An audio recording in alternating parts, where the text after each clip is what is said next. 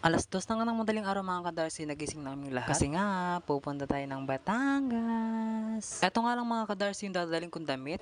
Kung naubos mga kadarsi ay laban-laban na lang. Pinili nga namin ng madaling araw mga kadarsi na magbiyahe para hindi maabutan ng traffic. Nagkaroon nga kami ng pagkakataon mga kadarsi na pumunta dito sa Batangas kasi nga holiday naman. Sa Batangas na nga lang din kami mag-celebrate ng New Year mga kadarsi. Kasama nga ang mga kapatid ni mama na mga tita ko at pinsan. Buti nga mga kadarsi ay natuyo ang aking mga damit ay kung hindi wala akong dadaling damit. Baka ang isuot ko na lang dahon ng saging.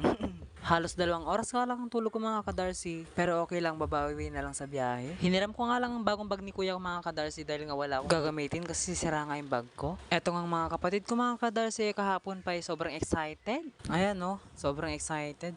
Ayan nga ang aking mother mga kadarsi. Ayan. Dito nga sa Bagdablo mga kadarsi ay 4 na sila dyan. Yung gamit ni mama, ni Arian, ni Laylay, at ni Bella. Etong kuya ko nga isa mga kadarsi walang tulog. Halos kapipikit pa lang mga kadarsi tapos ginising na siya kagad kasi nga aalis na. Ito nga ang panganay kong kapatid mga kadarsi ay hindi sasama kasi daw may pupuntahan daw siya. Ilang minuto nga ang nakalipas mga kadarsi ay yung aking mga kapatid nakabihis na. Abay talaga naman. Sobrang excited yarn. Kayo ba mga kadarsi, saan nyo balak magbakasyon? I-comment nyo nga sa baba mga kadarsi. Tinanong nga ako ng panganay kong kapatid na babae mga kadarsi kung maganda daw siya. Sabi ko naman hindi. Charot! Bago nga kami umalis mga kadarsi, ayan, kumain muna ako ng cup noodles. Kasi sobrang hirap talaga pag gutumin ka sa bus. Mas maganda pa rin may laman ng tiyan bago umalis. Pagkatapos ko nga kumain mga kadarsi at pag-impake, ayan, umalis na rin kami. Sumakay nga muna kami sa tricycle ng aking lolo mga kadarsi para ihatid kami sa terminal ng bus. Kung napapansin nyo nga sobrang dilim pa, kaya siyempre, 3:00 pa lang ang madaling araw. Habang ang nagbibideo ako mga kadarsi, nahulog din ang aking cellphone. Ayan, kaka-vlog ko to. 2,000 years later.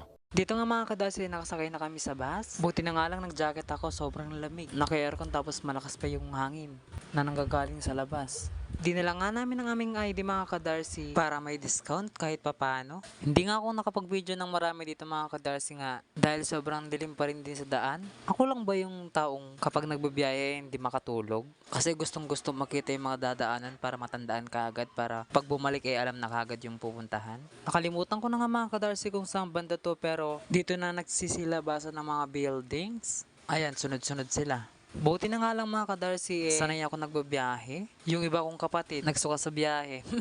Isa nga sa mga kinakatakutan ko mga kadarsi kapag nagbabiyahe yung bigla ka na lang makakaramdam na parang naiihi ka. Lalo na pagkakaandar lang ng bus. Bumaba nga kami dito sa Quezon City mga kadarsi para maghintay pa ng isang bus. Kung umabot ka nga sa video ito, paki-comment kung taga saan ka para alam ko kung saan umabot ang aking post. Ganyan nga kadami ang bitbit namin gamit mga kadarsi, hindi ko nga alam kung uuwi pa kami.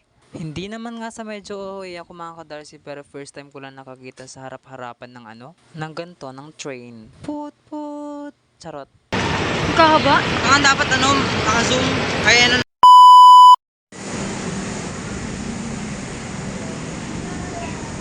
Like.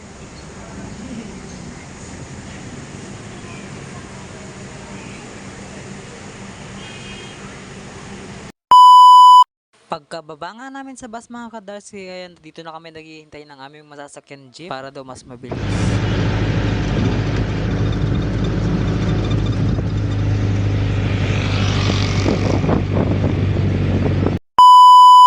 Pagbaba nga namin sa jeep mga kadarsi, ayan, ito na ang aming last na sasakyan. Tricycles! Sobrang init tapos nakasambra pa ako.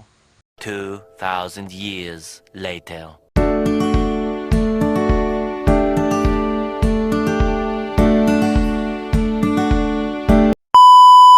Hanggang dito nga muna ang aking update mga kadarsi. Kung di ka pa nakapag-follow sa aking page, wag mong kalimutang i-follow, i-like at i-share tong aking video. At i-subscribe ang aking YouTube channel, nasa comment section ng link.